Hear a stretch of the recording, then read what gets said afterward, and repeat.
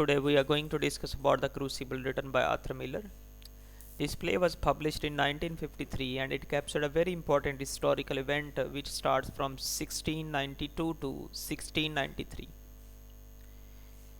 Overall, this play is a reflection of 17th century. 17th century in literature is called Puritan Age. And Puritan Age is particular age of religion. A movement started from Rome, then it came in France, and then it spread in all around the Western countries. As you know that this is an American play, and the Puritan movement came in America, and the setting of this play is of Massachusetts, and the city mentioned here, this is Salem.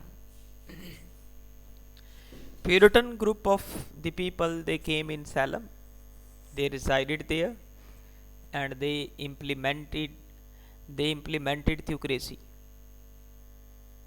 Theocracy is a system of government that's executed both by the government and the religious group of the people. Some religious people, they command over the area, and they are fully supported by the government.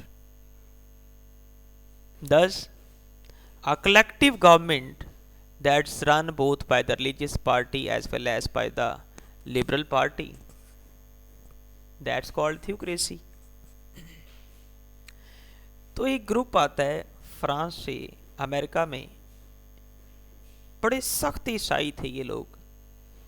जिस तरह हमारे यहाँ ये तबलीग करने वाले जाते हैं, इसी तरह they were Christian preachers and they were very strict in their doctrines. वो अपने अकायद में बहुत सख्त थे।